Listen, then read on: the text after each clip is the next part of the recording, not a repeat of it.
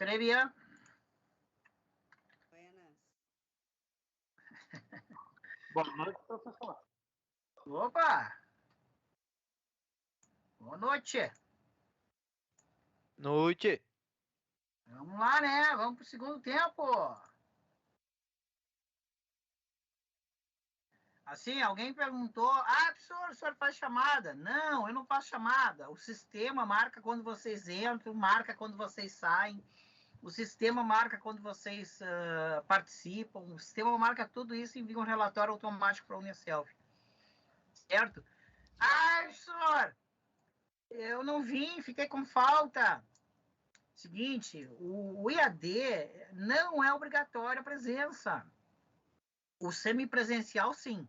O semipresencial, tu tem que ter 75% de presença. Tá? Só que é o seguinte, né, galera? Tá pagando. Ok? Não assistir a aula, não participar, não tirar um dia para... Porque, assim, eu sei que é corrida a vida de todo mundo, né? Não tirar um dia para tu sentar, escutar a aula ali, ver o que tá rolando, pode ficar bem desorientado. Acho que vale a pena, né, cara? Eu, pelo menos, quando paguei faculdade, cara, eu faltei uma vez, todo mundo se apavorou, cara. Que eu nunca faltei aula. Porque eu tava muito doente, tá? Certo? Então, vamos lá. Então, não tem a lista, mas eu não faço chamada, mas o sistema marca tudo, cara. Cara, eu recebo um relatório aqui, às vezes é um absurdo, cara, o que o sistema marca, tá? A hora que o cara entrou, a hora que o cara falou, ok? E daí eles fizeram todo esse relatório, né? Então fica, tá? Até fica registrado, obviamente. Por que isso, professor? Vai que o cara diz assim, né? Sempre tem um que diz, eu não assisti aula, eu vou cancelar, o professor não dá aula, sei lá. Então, marca a hora que eu entro, a hora que eu saio, marca tudo que eu faço também e marca tudo que vocês fazem também. Até para ter um registro. Não, peraí, né? O professor estava lá, deu aula. Então, tem todo isso aí, tá? Marca participação no chat, os alunos mais frequentes, mais participativos, marca tudo. Cara, é um relatório, eu nunca consegui ler tudo, porque tem coisa que nem é para mim. É muita coisa que eles marcam, tá?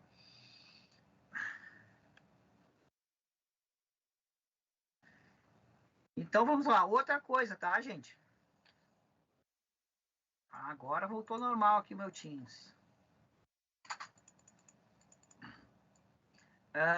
Eu botei o grupo aqui do WhatsApp, tá? Então, vocês querendo falar comigo lá no privado, pode falar comigo. O grupo do WhatsApp, vou deixar ele bloqueado, porque é um período bem complicado, o pessoal se inflama, quer dar opinião, e assim, ó, muita gente essa semana falou comigo, reclamou, me xingou, é uma loucura, tá? Gente, professor, mas a gente vai ficar apático, não vai se envolver. Cara, aqui é aula de ADS, de TI, certo? Eu tenho 52 anos. Eu já fui filiado nos 3 maiores partidos que tem no Brasil, cara. Os 3 maiores eu já fui filiado de carteirinha, militante mesmo. Larguei fora disso aí, tá? Hoje eu quero seguir a minha vida.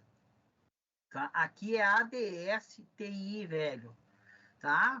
Então, assim, ó, tem grupos no WhatsApp, grupos no Telegram, grupos no Discord para falar de política, pula para lá. Certo? Então, o grupo, como ali estava dando umas tretas, eu congelei mesmo. Só eu vou botar coisas até o dia 30, tá? E daí pode falar comigo, tá? Certo? Então, assim, ó, não adianta se inflamar, gente, tá? Não adianta brigar. Eu acho assim, eu acho a maior palhaçada, por quê? Tu vota no cara, alguém tem que ganhar, obviamente.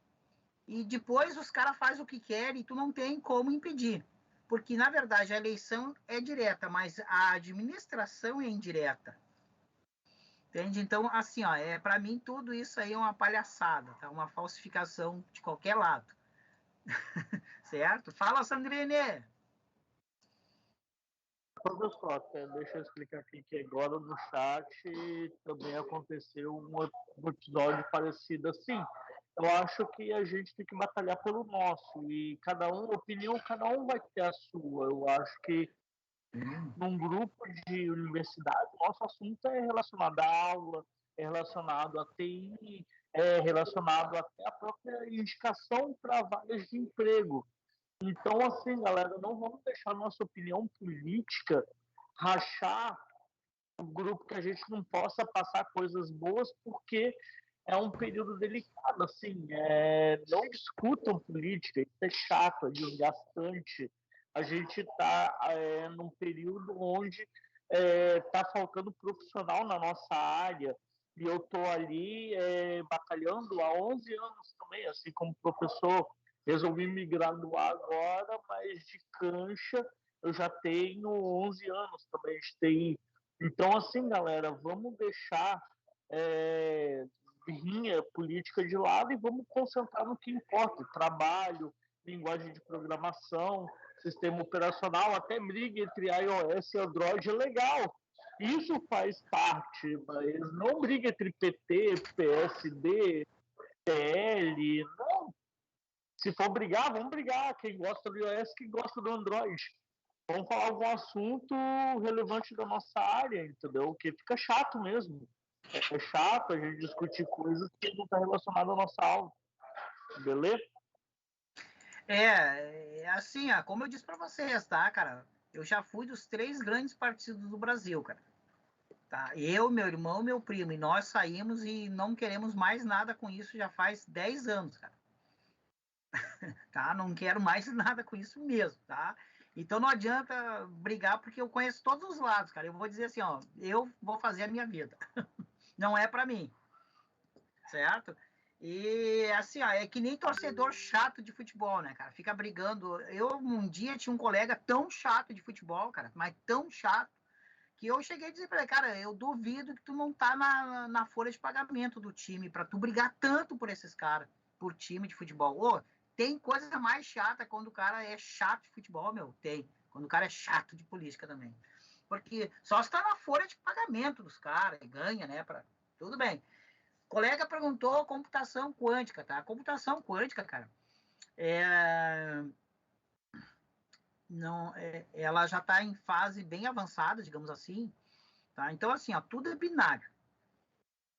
Então, a computação quântica, o movimento binário não é por impulso elétrico, tá? Não é por impulso elétrico, não é por luz, não é por som, é por atrito, por movimento de átomos. Tá? Já imaginou, cara? Movimento de átomos para fazer a cadeia binária. Tá? Então, o computador quântico ele trabalha com movimento atômico, tá? Os átomos. Só que é o seguinte, tá? Ele tem alguns impeditivos ainda no momento, certo? Então, obviamente, que o movimento atômico é uma coisa absurda de rápida, né, cara? Eu não vou entrar em física aqui, nem química, tá? Não se preocupem. Mas o que acontece? Ele consegue fazer um sequenciamento gigantesco de uma cadeia binária, certo? Só que, como é movimento atômico, o que acontece? Ó? O átomo dentro de um processador. O processador, a cadeia dele toda é por um movimento atômico. Então, o que acontece com o átomo quando ele está em movimento? Tá? Como ele é muito pequeno, tá? É nano, né? Eles estão muito próximos, eles geram um calor absurdo. Então, hoje, um computador quântico, para processar a máquina dele, memória, processador, tudo, tá? Ele precisa ser congelado, o processador, para aguentar o calor que gera no movimento atômico, ele precisa estar a 200 graus negativo. Já imaginou? Então, obviamente que é uma experiência caríssima, tá? O Google tem, o Facebook tem, a IBM tem, várias empresas têm já os seus computadores quânticos, mas é uma coisa que eles ligam assim, ó, não deixam um dia ligado, porque é muito dispendioso. Fala, Sandrine. Professor, e agora me deu uma dúvida. Nesse caso, é usado um processador comum, que tipo de chip que eles utilizam para o movimento atômico, assim, que hoje a maioria dos chips é feito de silício, certo? Assim, você tem silício e respondendo a impulsos ali, e já é microscópico. Que tipo de material eles usam no processador desse? É tudo material especial mesmo, tá, cara? Coisa atômica mesmo, urânio, essas coisas, tudo mesmo assim, tá? Nessa área, sim, ok? Só que é muito caro, tá? O Google anunciou assim, ó, que um teste do computador deles, tá? Tipo, 1 hora ligado, eles gastam 15 milhões pela experiência, tá? Então, obviamente que eles têm que preparar todo um cenário para fazer isso. Então, o que vai acontecer? O computador quântico, claro que eles estão que vocês viram que passa tanta notícia, né, cara? E o que é importante às vezes a gente não pega. Vocês viram aí que o ano passado e o Nobel de Mecânica e Física, por que os caras ganharam o Nobel de Física ano passado e esse? Porque os caras estão estudando semicondutores que vão reduzir o calor, cara. Tá? Então, os caras já estão estudando essas coisas aí, entendeu? Para reduzir. Nós temos hoje um impeditivo da tecnologia que ainda é o calor, tá? Então, esse computador tem que trabalhar numa temperatura absurda, né? Ainda 200 graus abaixo de zero, imagina só. O processador, a máquina toda tem que ser isolada. E tu vendo ele no computador, cara, ele é do tamanho ele parece um submarino, um negócio medonho. Só que quando eles conseguirem criarem todas as peças em harmonia e menos dispendioso, cara, isso aí vai servir para uma computação em nuvem absurda de rápida, entendeu? E uma capacidade enorme de servir milhões de computadores. Vai desafogar muitos serviços na internet, inclusive. Tá? Então, a computação quântica, ela está nesse nível, tá? Dá uma olhada em algum vídeo aí no YouTube, tu vai ver. É muito interessante aonde o homem está tentando ir. Tá? E não vai demorar muito não, né, cara? Já se sabe como ir, mas é uma questão mesmo de material, tá? É uma questão de material, certo? E daí a ideia é assim, ele vai assumir a nuvem, né? Ele vai assumir a nuvem daí vai ter servidores quânticos, né? Tá? Vai ser um negócio absurdo, tá? E o CERN, tá? Tem um laboratório, tá? Vocês podem procurar, que é o mesmo laboratório do acelerador de partículas, tá? Para quem já estudou a aceleração de partículas, tá? O CERN, tá? É esse laboratório que fica na Suíça, tá? Ele tem lá o acelerador de partículas do mundo, lá, o mais potente que existe, tá? É um dos que está envolvido na construção e aprimoramento dessa questão quântica aí. E para vocês terem uma ideia, né, é dentro do CERN que o engenheiro do CERN criou o WW, né? O WW é uma criação do CERN, tá? Então esses caras aqui têm tecnologia, tá, cara? Certo? Dá uma pesquisada aí na internet, vocês vão ver, tá? Eles têm um site explicando o acelerador de partícula, computação quântica. É só botar ali o tradutor do Google ali, tu vai ver, muito show de bola. Nós vamos longe, cara. Vai acontecer muita coisa boa aí. E é como o colega falou, cara. Falta gente, cara. É uma loucura, tá? Hoje, depois da aula, eu vou ter que fazer um serviço, cara. Simplesmente porque tá faltando desenvolvedor. O cara, não, eu te pago 2 horas para fazer isso aqui. Fala, César. Professor, a respeito aproveitando o gancho nessa questão do computador quântico, eu estou lendo aqui que a Google fez um experimento e atingiu a supremacia quântica, entre aspas, que foi capaz de realizar em 200 segundos um cálculo que o computador mais avançado do mundo, o Summit da IBM, levaria cerca de 10 mil anos. Então, loucura, né? Olha a diferença. O experimento realizado pelo pesquisador de 53 qubits, correspondente a cerca de 10 na 16 bits clássicos. Puxa vida, a coisa vai longe. Vai longe, né? Sabe que eu dei uma olhada para desenvolver. Desculpa, professor. Eu dei uma olhada para desenvolver isso aí, cara. E na parte que tu lida com o desenvolvimento do software, hoje em dia é muito fácil, né? Porque o if só tem o else. Então tu só tem o sim ou não. E nessa linguagem quântica, tu tem o sim, o não e o talvez. E ele tem que ter uma capacidade de voltar nesse talvez, assim, tipo, cara, eu fiz 1 bilhão de cálculos na frente. Ele tem que saber voltar exatamente 1 bilhão de vezes e seguir o caminho do outro talvez. Então é um mercado que até, cara, eu acho que vai ter um futuro bem promissor nessa parte aí, que é o desenvolvimento de software para a linguagem quântica, que não é a mesma linguagem que nós desenvolvemos hoje. Nem na de mais baixo nível, tipo o C ou o Fortran da vida lá. Barbaridade. R$5 para o campeão. Lembrando você, cara, quer dar um pulo aqui? Seu amigão, essa. O áudio ligado aí, né? Daí eu bloqueei um pouquinho aqui. É tipo assim, tá? Um negócio bem louco assim, tá? Um exemplo aqui de uma sequência binária, tá? Só pra gente entender rapidinho isso aqui. Uma diferente da outra, tá? Então, no quântico, o negócio é tão louco, tá? Que tu tem aqui duas sequências binárias diferentes, tá? E a velocidade é tão doida, tão louca, que ele consegue ler as duas sobrepostas. Mas não só essas duas, tá? Isso aqui eu tô falando de uma cadeia binária gigantesca. Ele consegue ler as duas ao mesmo tempo, cara. Já imaginou? Que loucura isso! E aí, sendo que uma é diferente da outra, tá? Então ele consegue ler uma cadeia binária quilométrica, gigantesca, tá? Várias cadeias binárias paralelamente, cara. Imagina a velocidade disso aí, cara.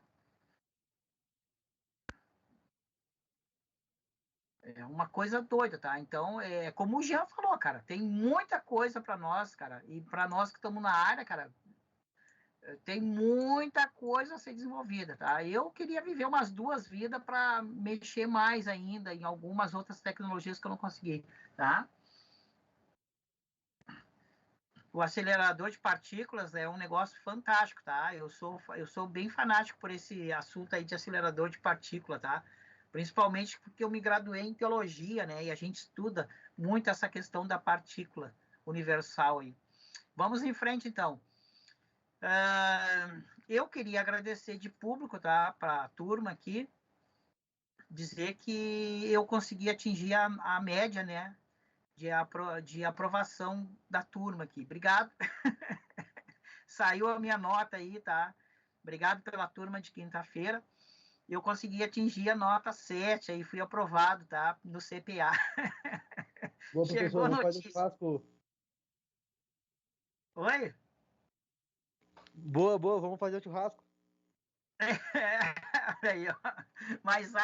Já estão pensando em churrasco, né? Pago pelo professor. Cara, eu vou sair daqui para ir trabalhar, velho. Mas chegou agora a notícia aqui do CPA, né? Eu atingi a nota 7, cara. Obrigado aí, tá?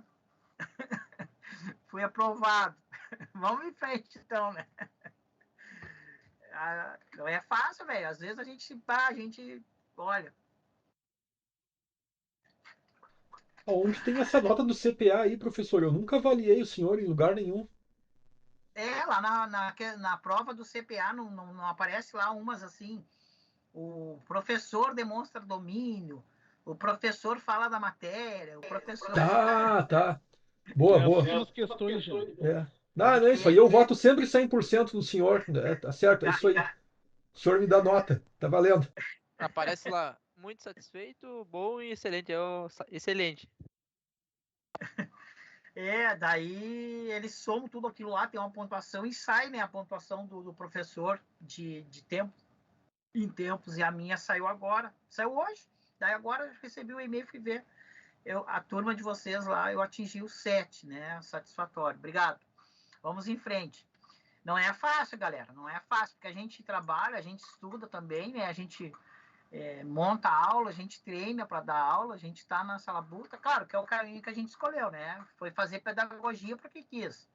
Foi fazer docência superior porque quis. Né? Mas não é fácil, tá? E para quem está chegando hoje, né? Eu tenho 25 anos de sala de aula, tá? Então já é uma caminhada também, né? É o que eu escolhi fazer na vida. Vamos em frente, então, aqui. Então, já falamos do quântico, vários colaboraram, né? Isso aí que tem que ser, né, cara? Todo mundo tem que puder colaborar e ver. Vocês viram que a nossa matéria é instigante, né, cara? Tem muita coisa. Temos um futuro muito bom pela frente, tá? E tem que se preparar, cara. Porque eu sempre digo assim, ó. Você que está estudando hoje, não te preocupa, tá? Muitos vão dizer assim, mas vai fazer outra coisa, isso aí tá demorando te dar um retorno, não sei o quê. Cara, eu tava estudando e vinha a cara dizer para mim na época assim, ó, pega na construção civil que estão contratando, vai não sei aonde, lá na pet shop para cortar cabelo de cachorro. E sempre quem vem te dar esses palpites é quem não tá fazendo nada, cara. Né? Então, assim, ó, tem que focar, às vezes o cara tem que ficar meio antissocial, focar e ir em frente com o teu objetivo, cara. A nossa área hoje, ela tá bombada, ela não é bolha, cara. É uma área que tá com necessidade, ela dá suporte às demais áreas. Então, sempre vai vir gente que dá o palpite furado. Não se preocupe, tá?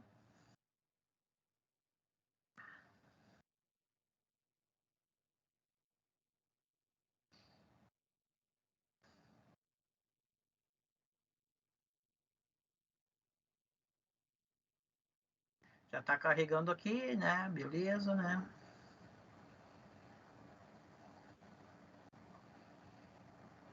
Nós estávamos aqui na 21. Vamos lá para 21. Deixa eu avançar aqui.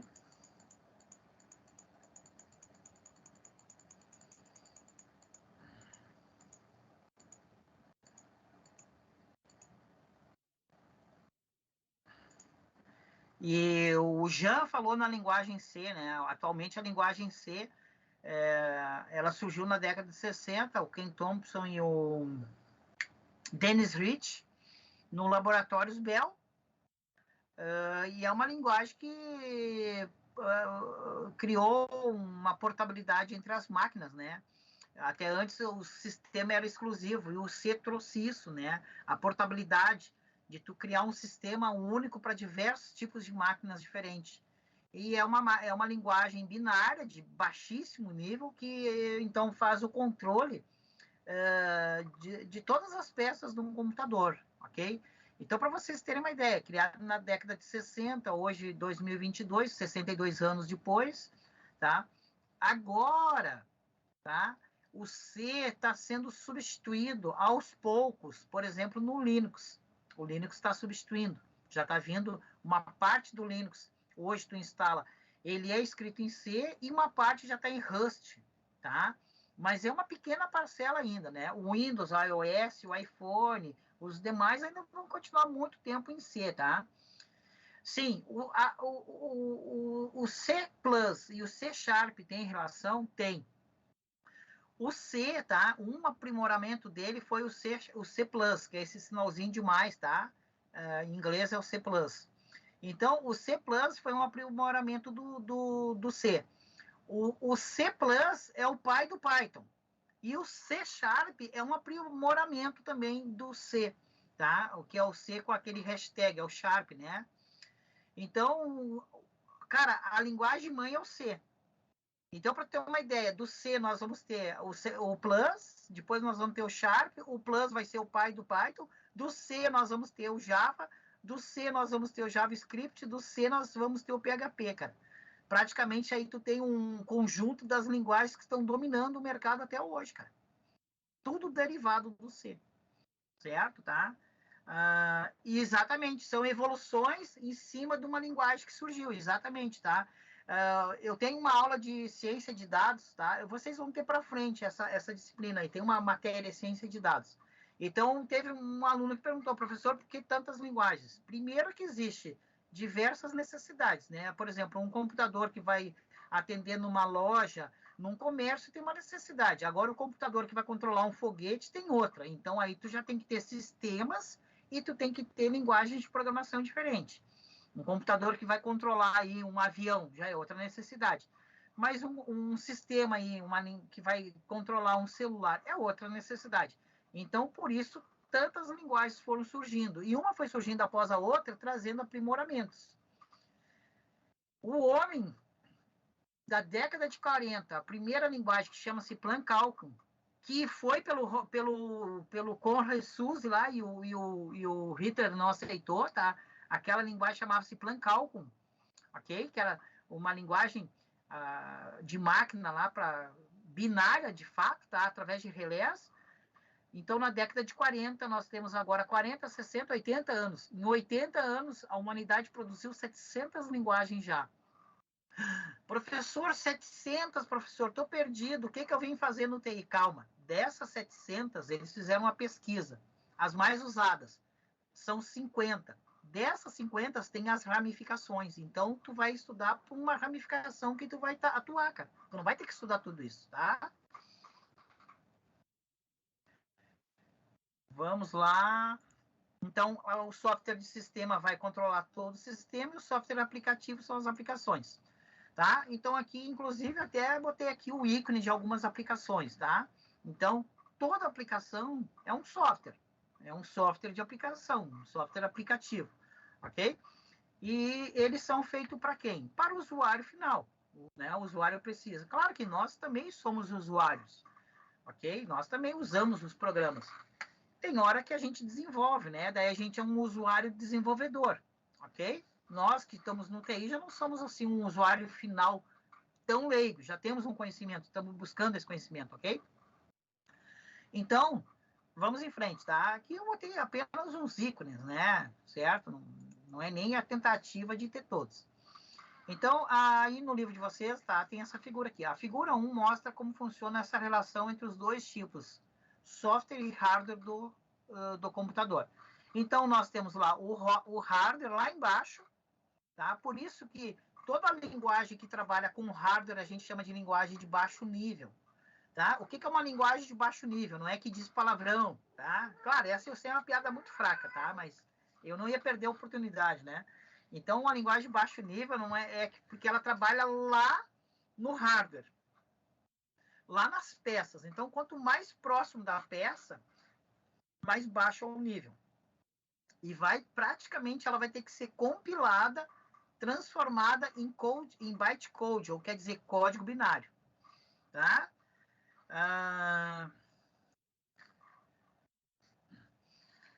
Depois nós temos ali o software de sistema, tá? Que é o quê? É o próprio sistema operacional. Então, nós temos toda aquela gente ali, Windows, iOS, o Android e o Linux, digamos assim. Claro que existem outros sistemas, tá? Eu sei, sistemas tem muito. Inclusive, eu não sei, eu botei no grupo do Zap, eu vou botar de novo, tá? Tem um link da linhagem das linguagens de programação, tá? E olha só, desculpa, dos sistemas operacionais. E nós temos sistemas operacionais para computador, para celular, ok? Controladores menores, tá? O caso de eletrodomésticos, televisores, videogames. Tudo que é computacional precisa de um sistema operacional, tá?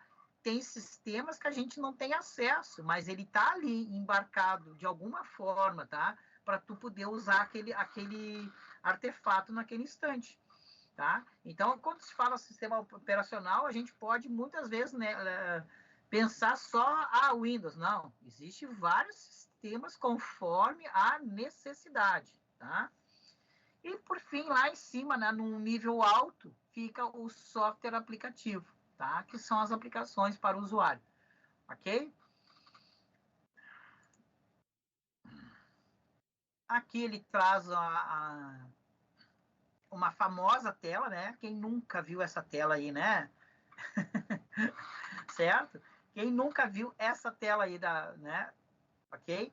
Então, as operações de entrada e saída são normalmente identificadas pelas suas iniciais, ES, ou também pelo termo I/O, no inglês, Input, Output, ok? Então, a mesma coisa, tá? BIOS, que quer dizer Basic Input Output System, um sistema simplificado de entrada e saída, tá?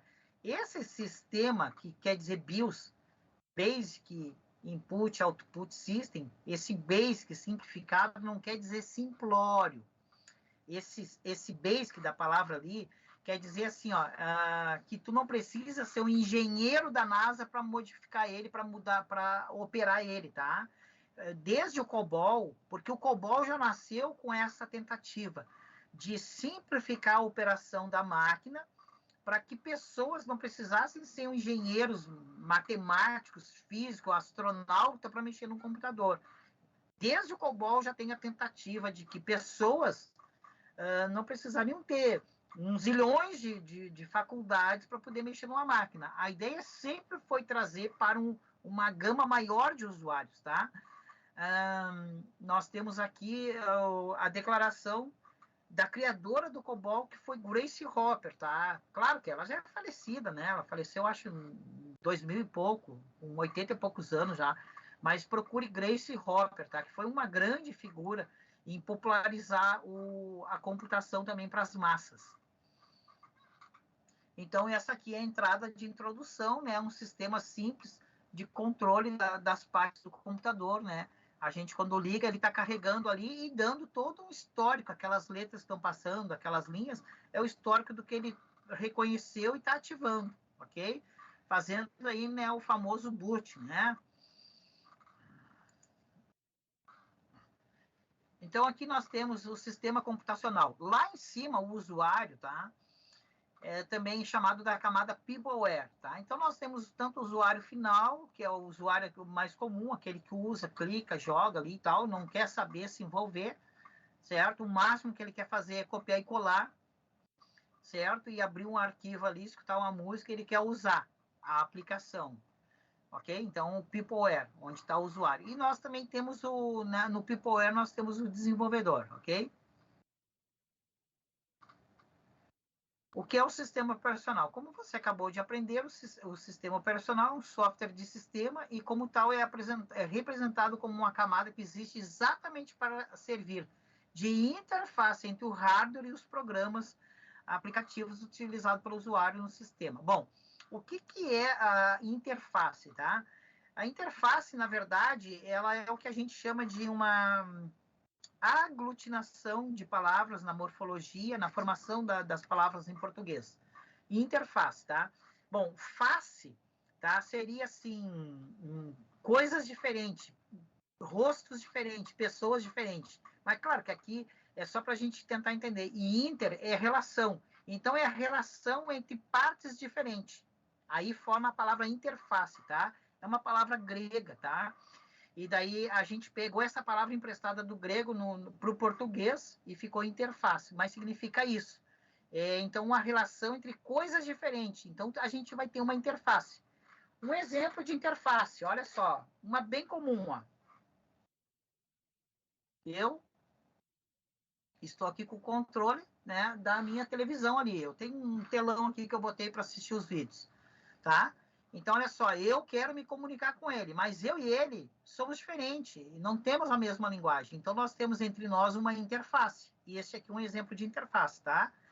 Já falando assim, a gente já entra aí na programação orientada a objeto para frente, tá? As interfaces, tá? Então, a interface é sempre algo que une coisas diferentes. Então, o sistema operacional ele faz exatamente essa interface, ó, entre o hardware e os aplicativos, ok? O usuário quer usar o aplicativo, mas ele não tem como falar com o hardware, com as memórias, tá? Deixa eu guardar aqui o meu controle. E eu tenho até uma outra interface aqui, tá? Eu tenho aqui a minha fofoqueira, tá? A minha Alexa aqui, ó. Essa aqui é fofoqueira, cara. Não dá para falar nada perto dela, cara. Tá? É uma loucura. Tu fala aqui, chega lá dentro da casa, ela já te dedura lá. Ela já dá um monte de sugestão na tela lá no computador da mulher. Eita fofoqueira essa Alexa. Vamos lá.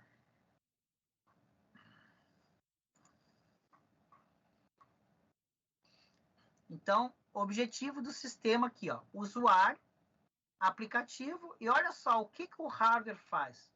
Tá? Então, olha só, o usuário ele quer usar o aplicativo. O aplicativo precisa, certo? De toda essa estrutura de memória, de CPU, impressora, monitor, disco. Não tem como o usuário falar com isso, tá? Ele não tem como se comunicar e dizer isso, certo? Ah, eu quero uma foto. A foto está guardada no HD. Então, ele clica lá para abrir. Então, olha só, ele clica através de um aplicativo, um visualizador de imagem, alguma coisa do sistema. O sistema operacional, então, faz toda essa comunicação, tá? Com a parte de baixo, ó, vai procurar onde está, vai trazer, vai traduzir, e a mesma coisa, isso aqui vem tudo binário. Ok? Quando chega aqui em cima no aplicativo, também é binário, mas, obviamente, que o aplicativo, então, tem ali, né, a sua funcionalidade de traduzir aquilo. A gente não vê ali binário na tela, ok? Só nos filmes aí, né, que dá aqueles filmes famosos que dá na TV, que os caras vê aquele monte de código binário na tela, né? Clica 2 botão e derruba um satélite lá no espaço, né? Mas aquilo ali é ficção, tá? Aquilo ali é bem difícil, até porque a camada que nós usamos de internet não é a mesma camada que os exércitos usam, tá? É uma camada separada. Não tem comunicação. Mas o pessoal daí, quando te vê, tu diz que está estudando TI, eles pensam que tu tem essa capacidade, né? Bah, né? Invade lá, né? Tira o meu nome desse PC, faz isso, faz aquilo. O pessoal tem umas ideias, né? A mídia alimenta umas fantasias na cabeça do pessoal, né? Ou então o cara vem te visitar, né? E traz embaixo do braço um notebook, alguma coisa, né? Esse dia o meu cunhado trouxe aqui e disse para mim, dá uma olhada. Eu peguei, olhei, tá, legal, bonito. Não, eu queria que tu desse uma olhada, tentasse ligar, ver o que tá aí, velho. Não vai rolar, cara. Não vai rolar. Tipos de sistemas. Então, olha só, existe muitas necessidades. Então, nós temos aí o mainframe, tá? Que é um termo bem mais antigo, certo? Eu, como eu sou da década de 70, lá pela década de 80, eu entrei na tecnologia em 88, tá? Então, em 88, a gente já via falar bastante em mainframe. Ainda existia bem em uso essas palavras em mainframe, tá? Então, o tipo de sistema, o sistema operacional chamado mainframe, o que ele faz? Otimiza a utilização do hardware. Os computadores pessoais, PCs, tá? De inglês, Personal Computer, ok? O termo surgiu em 12 de agosto de 1981, tá? A IBM lançou o IBM PC, tá? International Business Machine Personal Computer. Então, colou o nome, ficou esse PC, um computador por pessoa, tá? Computador pessoal, ok? O mainframe era um computador bem maior, tá? Era nas indústrias, nas fábricas, tu tinha, era uma sala, ocupava um lugar bem grande. Alguém viu o filme aquele Estrelas do Amanhã?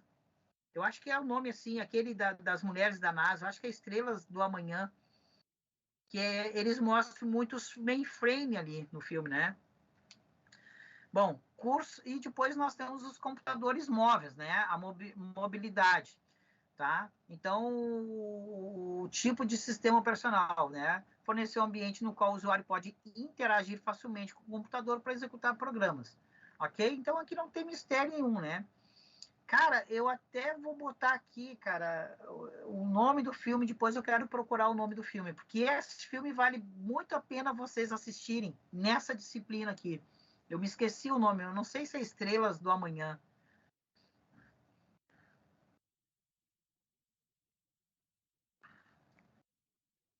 Funções do sistema. Você já percebeu que sempre que aprendemos algo novo, nos aprofundamos mais sobre algum assunto que já conhecemos, nos perguntamos o que é, para que serve, como funciona. É exatamente isso que estamos falando fazendo sobre o sistema operacional. Respondendo essas perguntas, né, do aprendizado. Então, agora que já entendeu o conceito do software sistema chamado sistema operacional, tá? O que é? E seus objetivos dentro do sistema, né? Respondendo a pergunta para que serve, vamos seguindo adiante. Agora vamos responder a terceira pergunta: como funciona? E identificar as funções do sistema operacional. Sobre as funções do sistema, podemos dizer: para atingir os objetivos propostos, o sistema operacional oferece diversos tipos de serviços. A definição precisa dos serviços depende do sistema em consideração. Entretanto, a maioria dos sistemas oferece um conjunto básico de serviços, sempre necessário. Então, quando tu instala, né, o sistema, ainda não tem nenhuma aplicação instalada, mesmo no teu Android, sempre vem já um conjunto de coisas básicas, certo? Senão ele, né, o dispositivo está morto, tá? Funções comuns do sistema operacional: monitorar o desempenho, corrigir erros, fornecer e manter a interface do usuário, inicializar o computador, tá? Criar e manter diretórios, ok? Formatar dispositivos como pendrives, controlar o monitor do computador, enviar documentos para a impressora, preservar a segurança e limitar o acesso. detectar vírus, tá? Então, aí tem uma tabelinha com algumas funções comuns, certo? Muitas vezes a gente liga o computador e a gente não vê isso, né, cara? Simplesmente a gente não vê. As pessoas, elas só clicam ali no seu... naquilo que ela quer usar, ela não tem ideia do que está acontecendo, certo? Mas, quando tu liga um computador, velho, ele dá início a diversas funcionalidades que a gente chama de processos, tá? Cara, se não me falha a memória, é o famoso Ctrl Alt Del. Ctrl Alt Del, ele aparece uma caixa de gerenciamento de tarefas e no Windows, né? E daí tu tem ali tarefas e processos. Se tu clicar em processos, sem estar com nada aberto no computador, tu vai ver um monte de nome de coisas que estão funcionando no teu computador naquele instante ali, certo? Eu acho que é Ctrl Alt Del, daí ele vai aparecer uma caixa, né? Eu não sei agora, cara. E daí vai acontecer esse lancezinho ali, processos, tá? Cara, tu pode fazer isso no início quando tu ligou o computador, tu vai ver uma tripa de nome de coisa, tá? No Windows é assim, tá? É que no Linux é bem diferente, tá? Tu tem um botãozinho já ali na interface, tu clica, ele já mostra todos os processos que estão em background, estão em segundo turno, digamos assim, né? Tá por trás, tá? Eles não estão ali na cara da pessoa, mas estão funcionando. E eles estão fazendo todos esses controles aqui, certo? Inclusive, acesso, tu quer acessar uma pasta, tu vai abrir o Explorer ali e tu vai procurar a pasta, deu. Tá? Mesmo se a pasta estiver num pendrive, ele já vai mostrar que está plugado. Tá? Quem é que faz isso? Né? Quem controla tudo isso? A função básica do sistema operacional. Ok?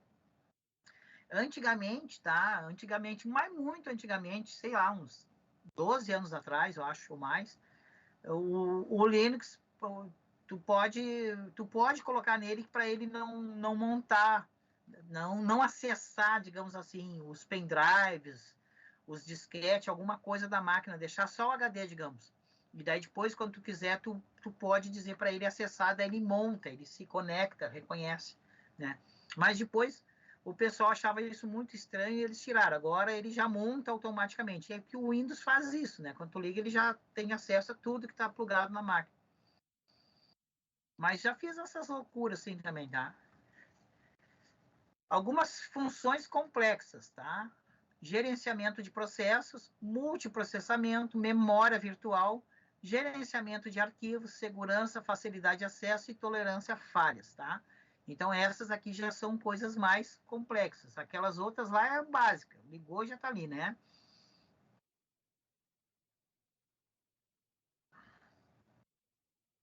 Isso. Se tiver driver, ele já liga. Se não tiver driver, que é a comunicação, né, entre o hardware, ele não liga. Então, aqui, ó, até coloquei, tá? Eu coloquei aqui uma imagem aqui do gerenciador de processos do Linux, tá? Essa aqui é a tela do meu sistema. Eu tirei um print ali, tá? Então, tu tem como ver aqui. Eu liguei o computador, tá? E ele já mostra tudo isso aqui, tá? Então, isso aqui já está em background. E a mesma coisa no Windows, no Android, tu ligou, ele já tem muitos processos em background. Gerenciamento de processos, tá? É uma função exercida pelo sistema para controlar os programas. Softwares, aplicativos, por exemplo, que estão sendo executados em algum momento pelo processador. Ok? Então, tudo passa pelo processador, meu velho, tá? Imagina quanta coisa o processador tem que fazer, né? E aqui está o processo em Windows, tá?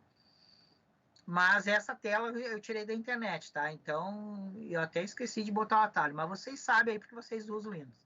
E aqui é no Windows, tá? Então, ligou o computador, ele já mostra assim, ó, inclusive, né, ele mostra o consumo, né? Ele mostra o consumo da memória RAM, o consumo do processador, ele vai mostrando ali o quanto está consumindo de recursos, inclusive, tá? Isso é bem interessante, né? Então, assim, ó, eu me lembro que uma vez, tá, uma aluna, já faz uma época, assim, que, cara, ela foi comprar uma máquina e o cara queria vender uma máquina para ela com 2 GB. Mas não faz muito tempo isso, não, cara. Sei lá, uns 5 anos atrás.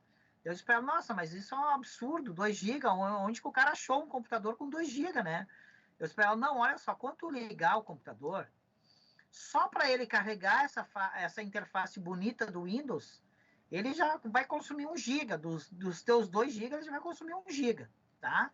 Então, as pessoas às vezes não entendem que existe uma parte de processamento da memória, existe uma parte de armazenamento. O processamento, que é a RAM, ok? Que faz que aconteça, esteja tudo na tela, tu chama um programa e tu mexe nele. Quando tu salva, sim, que ele vai para o armazenamento. E as pessoas não têm essa noção, tá? E eu disse, não, esse cara aí é completamente picareta, né? Ele está te vendendo uma máquina que é surreal, né? 8 GB já seria bom para ti. Menos que isso, não. Imagina só, né? E é uma máquina que não tem como. Tu praticamente vai ter que comprar ela e já botar memória para tu poder usar.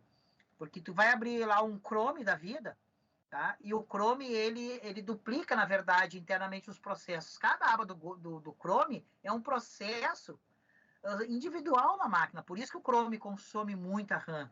O pessoal às vezes diz, o Chrome consome muita RAM. E vamos dar mão à palmatória, tá? Como eu trabalho aqui com Linux, e tu só clica ali e ele mostra todos os processos, o VS Code também, cada aba que tu abre, ele também é um processo individual. Ele também, para cada abinha, na verdade, ele tá com um processo individual no processamento. Tá? O VS Code também consome uma boa RAM, tá? Não é só o Chrome, não. Certo? Então, é importante a gente saber essas coisas, certo? E isso, ali o sistema, então, tem esse recurso para ti. Multiprocessamento, tá? O que é isso? É caracterizado pela existência de 2 ou mais processadores interligados, executando programas distintos ou executando simultaneamente um mesmo programa. Existem inúmeras vantagens em sistemas com múltiplos processadores, como desempenho, escalabilidade, relação custo-desempenho, tolerância a falhas, disponibilidade e balanceamento de carga. Bom, hoje, na arquitetura de computador, né, cara, tu já compra uma máquina com mais de um núcleo, certo? Então, antigamente não, tu comprava uma máquina, a máquina vinha com um único núcleo, digamos assim, certo? Então, o que significa isso, né? O processador, que é onde o código binário passa, e ele é lido, relido, calculado, recalculado, recombinado, ok? Ele tinha um único núcleo, certo? Então, obviamente, tá? Imagina uma única peça para fazer todo o transporte, né? E tradução binária, para saber para onde vai, que programa vai chamar, armazenar na memória, botar na RAM, tirar da RAM, trazer, buscar para lá e para cá. Tá? Então, exatamente, era o famoso single core, um único núcleo. Tá? Então, hoje não, né? Hoje tu já consegue comprar uma máquina, né, com mais de um núcleo. Tá? Já facilitou bastante, né? Eu estou usando uma máquina aqui, essa máquina aqui é um i7, tá? Então já tem uma penca aí de núcleos trabalhando junto, facilita bastante. Fala, Jean. Professor, quando ele fala ali, só para mim saber, tá? Porque isso aí pode ser questão de prova, né? Um multiprocessamento é mais de dois ou mais processadores, né? Processador é diferente de núcleo. Exatamente. Então, isso aí é uma coisa aleatória. Tipo, a gente está falando de single core ali. Isso aí não tem nada a ver com single core, né? Multiprocessamento é mais de um processador, correto? Vamos ver na próxima página. Eu acho que ele vai botar 2 máquinas, uma do lado da outra mesmo. Acho que ele não está nem falando em núcleo mesmo. Eu até tinha um multiprocessador aqui, ele fazia beterraba, cenoura, maçã, tudo junto. Aquele lá também era multiprocessador, né? Ah, vale, fala, cara. Eu tenho que comprar um para mim fim de semana, cara. Ô meu, ganhei um daqueles de casamento e meu Deus do céu, cara, eu nunca usei, ficou quase 15 anos parado aquilo lá. Aí a gente foi usar, não funcionou, foi embora meu multiprocessador, nunca processou bosta nenhuma. Nós vamos chegar no multithread depois, cara. Não te preocupa. Memória virtual. Bom, memória virtual. é uma técnica sofisticada e poderosa de gerenciamento da memória, em que memória principal e secundária, memória principal, tá? E secundária. A principal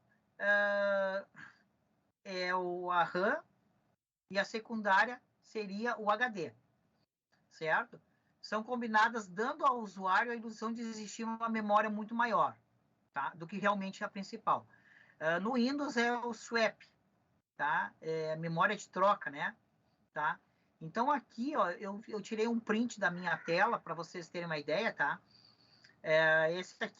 Esse aqui era o Frank, tá? Para quem já assiste aula comigo sabe que o Frank não está mais entre nós, né? O Frank me deixou, morreu, tá? Era um computador que eu montei. Então aqui o Frank ele tinha 8 GB e tinha mais uma swap de 8. Tá? Então acabava trabalhando com 16 GB no Frank, tranquilamente, tá? E ele veio a falecer, foi o HD mesmo, tá? O HD apresentou um bad block, foi para o espaço, tá? Ainda estou com alguns pedaços dele aqui, porque ainda não consegui ter tempo de configurar tudo para o outro. Então, o Windows tem isso aí também, certo? Essa questão de uma memória virtual. Tá? Então, ele pega lá uma parte do HD e ele vai transformar, tá? Para trabalhar junto com a RAM, ok? Para aumentar a memória disponível na hora de processar. Porque a RAM é necessária, tá? A RAM é uma memória de trânsito, tudo passa por ela. Ela armazena tudo, tá? E quando começa a travar, quer dizer que ela já está se esgotando, ela já está com pouco espaço. Também hoje os processadores também evoluíram muito, né? Hoje tu tem múltiplos núcleos e também tem cache, né, nos processadores. Eu estava vendo uma propaganda aqui de um processador, agora eu me esqueci qual é o nome, o número dele, tá? Um da Intel, cara. Que o cache dele é uma outra RAM, praticamente, né? E uma big RAM, né? É um negócio absurdo. Então, eu me esqueci a sigla, porque hoje em dia é muita sigla, né? Esses processadores é uma tripa de sigla, né? Vem ali, e 9 mais um monte de número, tá? E eu tava vendo a propaganda e o cara, não só propaganda, eu tava vendo um vídeo e o cara tava explicando, tá? É um negócio maluco, assim, cara. Eu sei que o cache era uma RAM, era um negócio muito doido, tá? Mas, claro, né, era também um valor, assim, o cara disse, é o valor de um carro. Mas, claro, né, isso para uma empresa que vai ter processamento gigantesco, né, é um investimento que eles nem sentem, tá? Em outras palavras, tem a sensação que o computador possui mais memória do que de fato existe. Essa simulação de uma quantidade maior de memória, entre outras coisas, aumenta a velocidade do computador, além de executar com mais eficiência os programas, certo? Isso, e tem os da Apple, né, cara? A Apple investe desde sempre, né? Muito pesado no hardware, né? É o diferencial dela, né, cara? Ela tem um nicho dela, né? Para a gente ter uma ideia aí, a Apple tem 500 milhões, né, cara, de usuários no mundo, né, cara? E é um número absurdo, né, cara, se tu pensar. É um número muito grande, né? É respeitável esse número.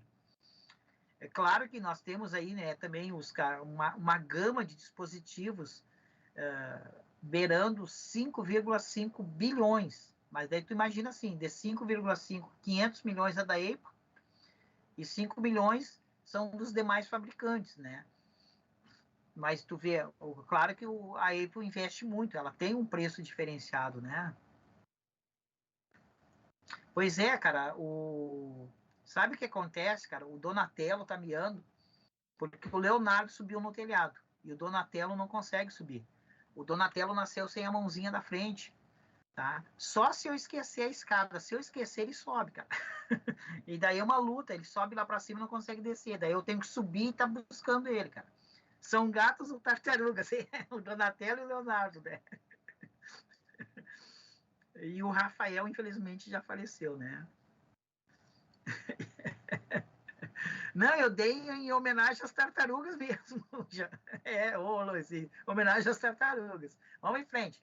Gerenciamento de arquivos está entre as funções essenciais, pois está relacionado à capacidade do processo de armazenar e recuperar grandes volumes de informações e a maneira pela qual o sistema organiza tais informações e estruturas chamadas arquivos. Então, obviamente, né, gente? Olha só, vocês lembram o que eu falei, né? O hardware veio primeiro, desde a década de 30 ali, né? E ele foi evoluindo. O sistema, tudo isso veio depois. E sempre foi, né? Eu acho que, assim, sempre foi uma grande... Quando tu fala em computador, as pessoas podem ser a pessoa mais leiga, mas ela tem na cabeça dela já uma ideia formada que computador tem memória. E o que é memória, né? Para nós humanos é trazer a lembrança, é se lembrar de algo. Então, para o computador, a gente chama isso de persistência, ok? Depois, quando nós entrar em banco de dados, vocês vão cansar de ver eu falar em persistência, tá? Então, o computador, ele, para ser útil, tu vai alimentar ele por informações, mas para ele ser útil de fato, tu tem como recuperar essas informações, tá? Então, isso se dá como? Através do gerenciamento de arquivos. Essa é um essencial, torna ele útil de fato, né? Tu armazenar e recuperar, porque senão não ia ter sentido nenhum, tá? Então, essa é uma das partes essenciais do sistema operacional, gerenciar isso, tá? Os arquivos. Os arquivos são gerenciados pelo sistema de maneira a facilitar o acesso ao conteúdo. A parte do sistema, por essa gerência, é denominada sistema de arquivos. O sistema de arquivos é a parte mais visível de um sistema operacional, pois a manipulação de arquivos é uma atividade frequentemente usada pelos usuários, ok? Devendo sempre ocorrer de maneira uniforme, independente dos diferentes dispositivos de armazenamento. Obviamente, né? Qualquer pessoa vai trabalhar no emprego, ela vai, em algum instante, vai ter que clicar e pegar um arquivo para o trabalho, alguma coisa. Tá? Outra importante função é promover a facilidade de acesso aos recursos do sistema. O acesso a recursos como monitor, impressora, unidade, né, CD e DVD, aqui tem gente que eu acho que nunca viu isso na vida mais, né, isso aqui já foi descontinuado, né, já nem vem mais, né, faz tempo, tá? Eu vou ter que instalar um DVD numa máquina aqui, porque eu vou ter que pegar um arquivo que está num DVD, cara, tá? Amanhã eu tenho isso, abrir a máquina aqui e fazer essa instalação. Porque quando é HD ou outras coisas, eu tenho case, né? Mas eu vou ter que recuperar um arquivo que está num DVD. Daí eu consegui ali a leitora de DVD. Amanhã eu vou ter que fazer, né, essa ligação aqui. Então, tudo isso ocorre de uma forma transparente, tá? Então, também, transparente é uma palavra muito usada no nosso meio. O que é transparente? As pessoas usam, tá? Mas elas não sabem como acontece por baixo dos panos, atrás das cortinas de fato, tá? É um processo totalmente transparente, tá? Ai, meu Deus, agora até eu esqueci um nome, tá? Isso aí foi uma tese bem importante até de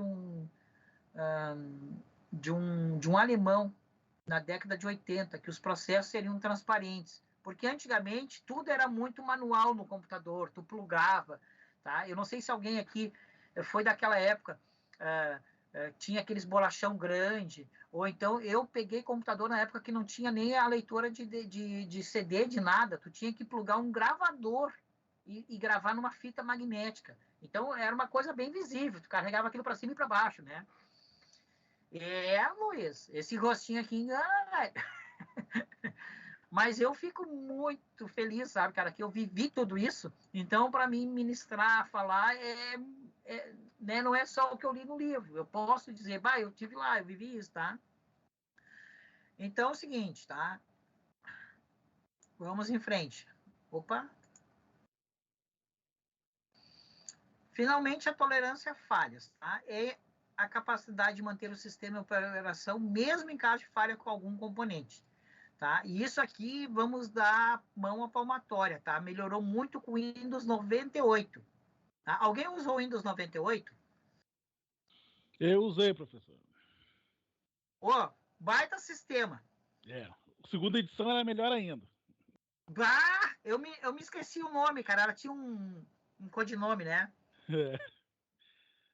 Tinha um codinome, eu me esqueci. SE, de segunda edição. Isso. Isso mesmo. Second Edition, né? Era uma coisa assim, isso, né? Windows, isso, SE. Valeu. Vamos dar uma palmatória, né, cara? Ali a Microsoft acertou, cara. tá? O 98 foi baita sistema, cara. E não é o Tá? Plus, hein? É outra coisa. O Plus é outra coisa. Você Sim, confunde o Plus com o SE. é. Mas o 98, exatamente, ele não travava, né? Quando tu plugava alguma coisa, tirava alguma coisa, parava. Porque antes, qualquer coisa que desse, travava tudo. Daí tu tinha que descobrir onde é que tá, tinha que desplugar, tirar, reconectar. Era um caos. Tá? Eu me lembro que eu trabalhei no CPD, eu trabalhei no CPD da Panvel na época. Tá?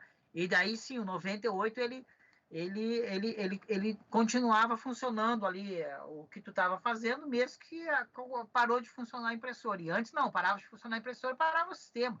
Era uma coisa doida, assim, era um negócio maluco, assim. Tá?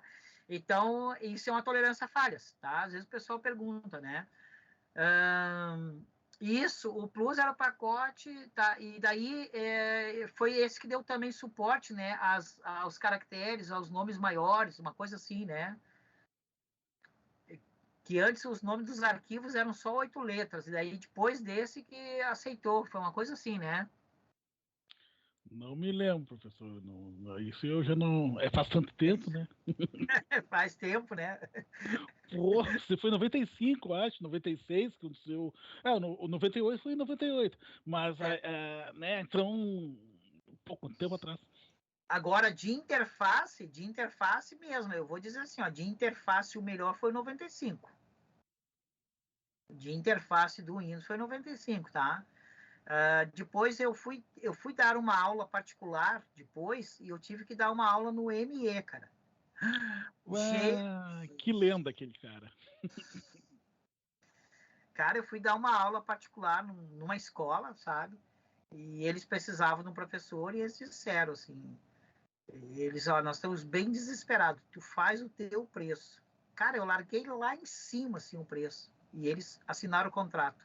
Boa, época boa. Cheguei no laboratório, cara, ME. Aí tu desistiu. O preço tá baixo esse preço, quero mais. Ô, velho.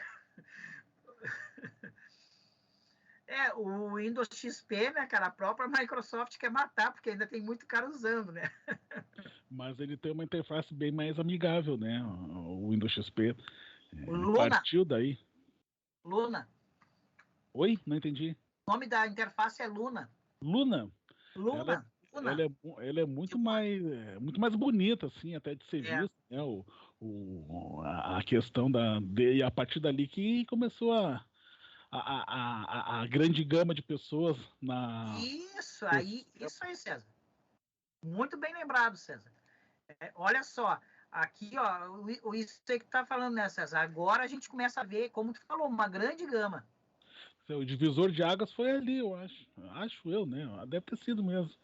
O Windows XP, a partir daí todo mundo começou a comprar máquina, até acho que até o recurso era melhor, tudo, as pessoas tinham mais condições, os preços estavam mais baixos, mais condição de pagamento, tudo, porque era muito caro o computador antigamente, bah. Eu teve uns 2 que eu tive que financiar no Banrisul na época, cara. Tinha que ter um crédito muito bom para financiar um computador.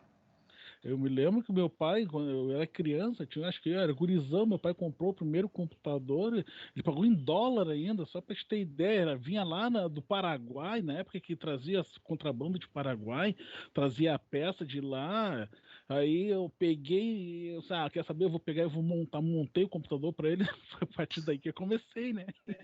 Isso aí vai acabar chegando em política, porque o computador só ficou barato por causa da abertura comercial da nação, viu? Mas vamos parar de falar de política, porque senão vai dar problema. Ficamos só na parte econômica, pronto. Mas a parte econômica, quem fez isso aí foi o FHC, cara, eu me lembro bem. Eu vivi Foi o isso aí. Fernando Collor. Foi o Fernando Collor. Sucedido pelo Tupetão. E é esse cara aí. Fernando Collor. Liberou as importações. E a privatização, né, depois que veio as telefônicas, foi o Fernando Henrique Cardoso. E eu votei no Collor, viu? Aleluia. Poxa vida. Foi o teu primeiro voto, né? Foi meu primeiro voto. Meu pai mandou eu votar no Collor. Vota no Collor, guri. Tava lá com o chinelo do lado ali, uma havaiana. Vamos lá então, né? Então, olha só, é muito boa a lembrança do Chiappini, né, aqui do César, né, muito boa essa lembrança dele, né, que as pessoas começaram a usar muito mais a partir disso aí. Então, a gente vê que a evolução do próprio sistema trouxe toda essa gama, né, e também os aplicativos que veio, a possibilidade de criar aplicativo por linguagem de programação. A gente vai ver agora aqui o que? Uma entrada nos escritórios, né, cara? Tu tinha computador primeiro lá no Exército, lá na década de 30, 40 no Exército. Depois tu vai ver década de 50, 60, a IBM, gigantesca, né, cara? A IBM é uma gigante, né?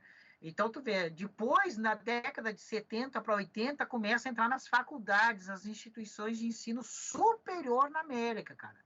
E agora, só, a gente está falando aí do Luna, né? O XP, o Windows 98, 95, e a gente vê, então, a entrada nos escritórios. E daí, o que a gente vai ver? O próximo passo, a casa das pessoas. Né? Entende? Então, hoje é uma caminhada na própria evolução e, né, na própria popularização. É como eu disse para vocês, tá? 2008, o lançamento do Android, né? Como o Luiz botou ali, o Android era de uma outra empresa. O Android, na verdade, era 47 empresas que desenvolveram. A chancela, o guarda-chuva ali grande, ficou o nome famoso, é o Google. Mas o Android em si foi um projeto de 47 empresas, cara. É muita empresa trabalhando, né, para desenvolver os dispositivos, né? Então, é exatamente a Open Handset Alliance, né? E o engenheiro responsável de tudo foi o Andy Rubin, tá? Que é uma história bem maluca também, esse Andy Rubin ali, tá? É uns negócios bem doidos ali, as tretas. Mas o Android mudou, né? Que acesso a tudo. Eu coloquei aqui o link, ó. Eu vou tirar o link aqui e botar lá no grupo do WhatsApp para vocês, tá? Aqui é uma história, tá? É uma relação dos sistemas operacionais, tá? O surgimento, quem é pai de quem, para onde vai, da onde deriva, tá?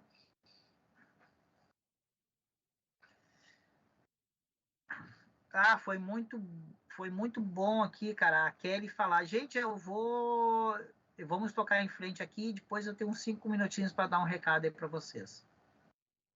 Bom, breve histórico sobre o surgimento dos sistemas operacionais, tá? Então, é um breve histórico, né? Para começo de conversa é importante que entenda. Por que razão o sistema operacional surgiu? Né? Nos primeiros computadores, a programação era realizada numa linguagem de máquina, em painéis através de fios, exigindo, consequentemente, um grande conhecimento de arquitetura de hardware, tá? A gente tem lá o ENIAC, que foi o primeiro, depois temos o UNIVAC, tá? Depois temos o DENIVAC. Para vocês terem uma ideia, tá? O ENIAC foi o primeiro computador, não tinha esse sistema operacional como a gente conhece hoje, pesava toneladas, ocupava um ginásio. Daí, nesse período, veio para a América lá o Neumann, e o Neumann já vai projetar o próximo computador, o computadorzinho de mesa, pesava 500 quilos. E era de mesa mesmo, tá? Mas cabia numa mesa, 500 quilos. Olha só a evolução, cara, foi muito rápida a evolução do hardware, cara. Se a gente parar para pensar. O primeiro era um ginásio, cara, o segundo foi para cima da mesa, cara, 500 quilos, velho. Tá? Então, olha, o que eu sempre digo, o hardware evoluiu muito rápido, tá? O investimento foi muito grande no hardware. Ainda não tinha o sistema. Então, tinha muitos fios, tinha válvulas, por isso que essa questão das válvulas, que são as luzinhas, por isso que os caras, quando fizeram os filmes ali, o Irving Allen, que foi o primeiro cara a escrever um seriado de televisão, que escreveu Perdidos no Espaço, imagina o desafio dele, cara, de tentar reportar o futuro no espaço. O que ele contando? Ele pensou que o computador ia ser uma árvore de Natal, cheia de luz. Então eles criavam aquela máquina ali de papelão cheio de coisa piscando. Era o computador, tá? Olha só, né? Uma cultura até de seriado aí, né? Irving Allen, tá? O primeiro escritor de seriado. Aí tá o ENIAC, tá? Então é o seguinte, tá? Também tem uma galera que briga, a computação é machista, só tem homem, né? Cara, o computador, a primeira grande massa que trabalhou em computador foram as mulheres. Certo? Então, o primeiro computador ENIAC, tá? 70% da equipe era mulher, cara. Feminina, era mulherada. Olha só, 70% da equipe era mulher. As mulheres começaram nessa área aí, velho, tá? Dominaram. Tá? O primeiro programa de computador foi escrito por uma mulher, ainda nem existia o computador, 1850, Ada Lovelace. Escreveu antes de existir o computador, escreveu, né, o paradigma de computação, tá? Exatamente. E olha só, o primeiro aqui, o ENIAC, por que tinha tantas mulheres? Período de guerra, os homens para a guerra e as mulheres foram para o computador. Outra coisa, o engenheiro, tá? Me esqueci o nome dele. Esse, assim, ó, precisava de um elemento que goste de detalhes, tá? Então ele recrutou e treinou, cara, mulheres. A equipe 70% eram mulheres, tá? Porque a mulher se atém mais aos detalhes, né? Certo? Eu sei porque eu tenho uma aqui em casa, tá, cara? Volta e meia ela começa assim, né? Não, mas eu sei que tu fez tal coisa. Mas quando, amor? Foi ontem? Não, isso foi lá em 2000 e não sei o quê. Eu, tá, mas tu encucou tanto. Não, nem dei importância. Nem dei importância. Bom, então nós temos aqui uma interface gráfica. Essa interface gráfica aqui, tá, pessoal? O que a gente chama de GUI também, tá? Graphic User Interface, tá? E essa interface ali do outro lado, que é só uma telinha preta, que é o famoso terminal, que o pessoal tem medo também, né? Se apavora. É uma interface que a gente chama de CLI, tá? Que é Command Line Interface, interface de comando de linha. Tá? Então, isso aqui, depois nós vamos ter uma aula de ergonomia, e nós vamos voltar nesse assunto aqui profundamente, certo? Todo computador tem o terminal de comando, certo? É uma interface mais rápida, mais ligeira. Por quê? Porque, na verdade, o computador ele é binário, está rodando tudo em binário, e tu tem acesso ao terminal, tu fala mais rápido com o sistema e tudo. Porque essa própria tela, essa própria interface gráfica, ele tem que ter uma aplicação por cima. E essa própria aplicação acaba também consumindo um pouco de RAM. Tá? Então, por isso que, muitas vezes, para economizar RAM, processamento, tá? Em muitos casos, acaba se usando alguma interface sem essa tela gráfica aí, tá? Sem a Graphic User Interface. Acaba se usando o terminal, ok? Então, às vezes o pessoal fica perguntando, mas por que isso? Por que isso? Né? Ué, eles não tiveram como instalar isso aqui, certo? Eu não sei se alguém aqui configura servidor, mas geralmente servidor, quando tu vai configurar, meu velho, pelo SSH ali, tu tem acesso a uma interface só de comandos.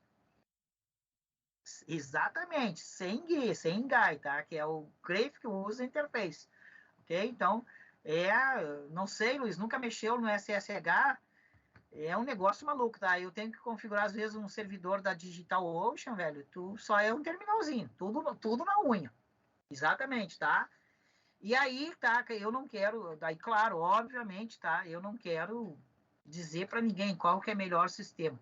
Mas, geralmente, servidor, velho, quando tu entra em qualquer coisa, tiver que hospedar, é Ubuntu ou é CentOS. É tudo distribuição Linux. Então, assim, ó, Linux também é importante vocês terem uma noção. Tá? Não dá para desconsiderar. Daí depois ele vem, então, a primeira geração de computador é a década de 40, ok? Tá? Então, o início da computação foi marcado pelo desenvolvimento que podemos chamar máquina de calcular, ok? Dessa época ficaram famosos o Turing, o Gordon, o Neumann aqui, ó, tá? O Conrad Suzy, que eu já falei para vocês, certo? Então, eles criaram aí as primeiras máquinas, tá? Sendo que o Turing, na verdade, ele criou foi a criptografia, tá? O pessoal põe muito ele na frente, mas, na verdade, ele é da parte da criptografia, segurança de dados já, ok? Certo? Porque o sistema é o Neumann e é o Suzy mesmo, tá? E esse aqui, o John McCaulley, tá? Esse John McCaulley que é o do ENIAC, certo? Isso foi em período de guerra, então os caras estavam em guerra e os caras investiram para ganhar também no campo tecnológico a guerra contra o Hitler. A segunda geração, tá? O marco principal que diferenciou os computadores da primeira para a segunda, tá? É a troca da válvula para o transistor. O ENIAC lá tinha muitas luzes em cada das válvulas, tá? E era um catatal de válvulas. E agora não, já passa para o transistor, que é uma peça, então, que veio substituir as válvulas. E aí já veio vencer também uma questão de problemas de queimar, né? As válvulas eram uma manutenção constante, tá? Em termos de rotina de trabalho utilizando o computador, tá? As mudanças nos anos 50 com a introdução dos cartões perfurados, que substituíram os painéis com conectores para a escrita e leitura de programas. Então já começa agora aqui o programa em cartão perfurado. Quem fez fama aqui, fez dinheiro, ficou bilionária foi a IBM. A IBM aprimorou o sistema de cartão perfurado, tá? Tanto é que ela fez o censo dos Estados Unidos na época, o que deixou ela bilionária, tá? E a própria IBM depois ela vai acabar investindo, tá? E vai ser a detentora da criação do HD, para quem não sabe, tá? Que é o RAMAC, tá? Ela vai criar o Mark I e depois ela cria o RAMAC, que é o HD, o primeiro HD, em 1956. Tá? Então, só para vocês terem uma ideia, os programas e leituras estão em cartões perfurados, velho. Que loucura, né? Certo? Bom, depois aqui ele vai falar em processo de lote ou batch, tá? Eu não sei se alguém já mexeu com DOS aqui, tá? Em DOS lá a gente criava o arquivo de lote, né? O arquivo de batch, tá? Então, o que é isso? Tu tem um trabalho, 2 trabalhos, e ele vai processando isso em lote, né? Um embaixo, um atrás do outro, assim, jogando para lá, certo? Então, aqui tem já os cartões perfurados, processamento, fita de entrada, tá? Fita de entrada, processamento, fita de saída. Tá? Então, isso aqui, cara, é uma coisa bem arcaica, mas é histórico, né? Como eram como foi essa época aqui, tá?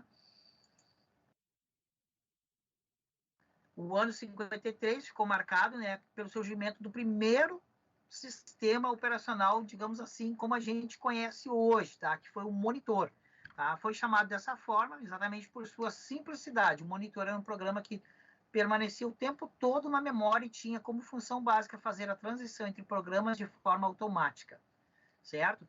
Então é o seguinte, ele tinha que estar o tempo todo na memória. Se faltasse luz, ele tinha que ser reescrito, cara. Tinha que ser recolocado. Tá? Então, o Tenable, ele conta no livro ali detalhes desse livro aí, cara.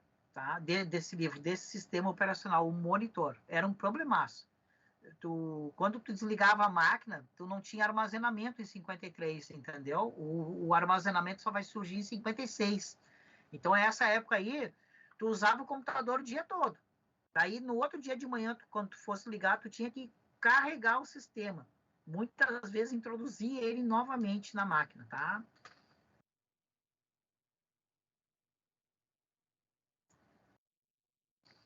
A terceira geração, tá?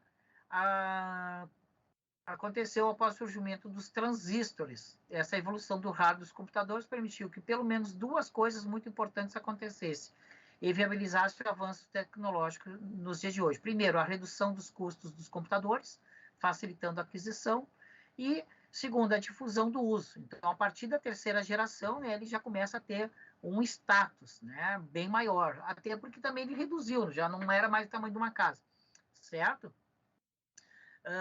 Vamos em frente aqui, porque eu acho que agora é mais uma imagem que tem mesmo, certo? Então, tá aqui.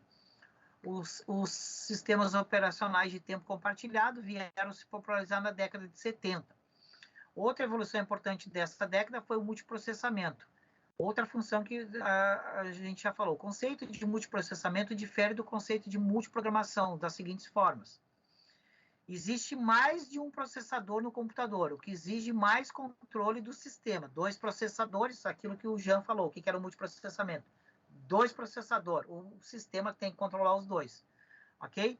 Em 71 foi a vez da Intel, tá? Que produziu o Intel 4004, o primeiro microprocessador, seguido pelo Intel 8080, tá? Então, a Intel, digamos assim, ela é a detentora, né, da primeira patente, ok? De processadores, ok? O chip, o famoso chip. E os caras da AMD, que são concorrentes da Intel, eles trabalhavam na Intel, e deu uma treta lá, e os caras se dividiram e montaram a AMD, tá?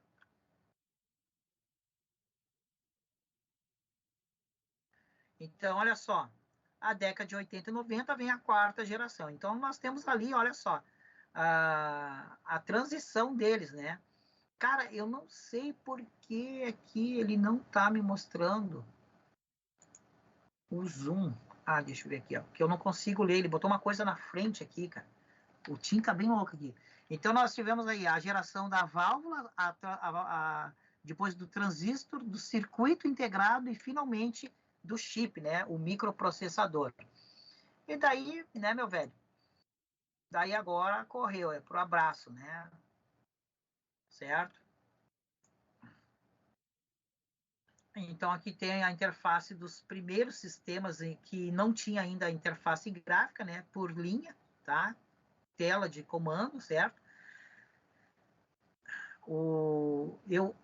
Esse CP/M eu não usei, mas eu usei o DOS e o Apple DOS eu usei, tá? Mas eu usei um outro que não tá aqui, tá? Que era o KickDOS, tá? Eu não sei o KickDOS, qual seria o lugar dele na cronologia.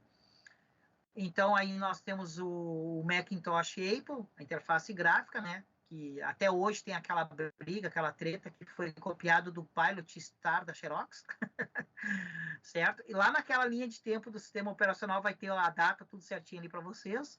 E temos aí a interface do Windows, né? O primeiro Windows aí também, o Windows 1, ok? Depois nós vamos ter o Windows 3.11, tá? Que vai ser o mais popular. Também, meados da década de 90, né, merece destaque o desenvolvimento das redes de computadores. Então, aí já em 80, na verdade, claro, obviamente que os caras já estavam estudando rede desde a década de 60, mas em 80, digamos assim, o negócio começa a se despontar. Inclusive, o protocolo que se usa hoje, né, o TCP/IP vai surgir por aí, tá? A padronização dele, ok? Então, nos anos 90, vieram a consolidar os sistemas baseados em interface gráfica, né? Então, depois que entrou a interface gráfica, todo mundo foi para a interface gráfica, ok? E deu aquela popularização, né? Aquela introdução nos escritórios, depois nas casas, popularização. E nem tem como imaginar, né? Mesmo o usuário final trabalhar, ele não tem essa condição, né? De estar procurando comando e tentando operar e controlar a máquina através de comandos, certo? Então, aqui ele vai ter a próxima geração, né, dos anos 2000 até hoje, tá? Então, a gente teria muita coisa para falar atualmente, né? A gente já está o que aí? Em inteligência artificial, banco de dados multidimensional, redes neurais, é um avanço absurdo, né, cara? Tá? Hoje também a arquitetura dos computadores, a grande maioria já é 64, já estamos indo para 128, certo? Já tem muito lugar aí, muito banco poderoso, muito órgão governamental, inclusive Oracle e IBM já usando 128, cara. Já imaginou o dobro dos 64 bits, né? De transporte de código binário. É uma loucura, né? Então, essa evolução também refletiu no funcionamento dos sistemas operacionais, né? Processadores com arquiteturas, né? Permitiu os sistemas melhorar o desempenho na execução das aplicações, especialmente quando precisavam manipular grandes volumes de dados, certo? Então, a evolução é natural e é irreversível, tá? Não existe mais. Aqui tem alguns sistemas, tá? Como o Symbian, né? Presente nos smartphones do Nokia, né? Nokia. Trata-se de um sistema muito estável, capaz de executar aplicações em tempo real e é muito eficiente, né? E prover boa integração com o computador, né? Então, depois tivemos o Windows Mobile, né? Também esse já morreu, né? Já foi descontinuado. O Android, certo? Está aí, né? Um grupo de 47 empresas, né? A Open Handset Alliance, liderado pelo Google, ok? E o BlackBerry, cara, o BlackBerry é um Highlander, né? BlackBerry é Highlander, velho. Esse aí é Highlander. Eu estava lendo esses dias aí numa reportagem aí que tem uma fábrica aí. Depois eu vou procurar até botar lá o link para vocês. Os caras ainda estavam produzindo toneladas desse BlackBerry. A demanda é gigantesca, né? E esses dias a minha mulher mesmo teve que achar um celular daqueles antigos de tecla, meu, para minha sogra, cara. Que Que história, né? Para achar um que ela não queria de touch, ela queria, né? E daí eu sei que acharam, entregaram lá e tal. O iOS, que é do iPhone, né? E então, aqui está o resumo, tá? Eu vou pegar esses slides, vou transformar em PDF, tá, gente? E vou colocar no grupo, certo? Vou colocar lá no grupo para esse resumo para vocês dessa primeira aula aí. O assunto é grande, né? A gente tentou fazer um resumo de tudo. Vocês viram que não tem como a gente resumir tudo, né? Mas tentei fazer o máximo, certo? Olha só, teve uma colega aqui, né? Semana que vem a gente vai estar falando do paper, tá? Então tem essa questão do paper aí, né? Certo? Então, eu tenho um pessoal que falou comigo que está com dificuldade do paper, tem que montar o paper, aquela coisa toda, certo? Então, depois ali, vamos ver alguma coisa ali que a gente pode fazer, tá? Eu vou pedir a compreensão de todos, né? E a colaboração de todos, né? Para a gente liberar o grupo, para vocês conversarem, se organizarem, tá? E evitar qualquer tipo de assunto polêmico, sabe? Assim, ó, porque pode parecer, tá, cara? Mas aconteceu um negócio bem chato, tá? E não foi nem na turma de vocês, certo? Mas aconteceu um negócio bem chato aqui, né? Com outro grupo também que eu tive que bloquear, o pessoal se inflama e tal, e briga. E eu acho que não é a solução a gente se brigar entre nós, tá? Eu tenho aquela máxima, né, cara? A política une os pilantras e separa os amigos. E daí a aluna acabou cancelando o curso, cara. Saindo do curso, né? E, poxa, é chato, né, cara? Isso foi uma coisa muito chata de acontecer. A pessoa se magoar a esse ponto, né? Então, eu vou pedir a compreensão de vocês, né? A gente tem esse trabalho, tem que falar, né? E tem que organizar a turma, tem que ajudar. E, obviamente, que não é, né, cara? Uma solução é bloquear o grupo. Obviamente que eu quero que o grupo flua, como sempre fluiu, sempre teve troca e tal, né, de ideias na área, tá? Eu acho que a gente pode ser maduro, né, cara? Esquecer.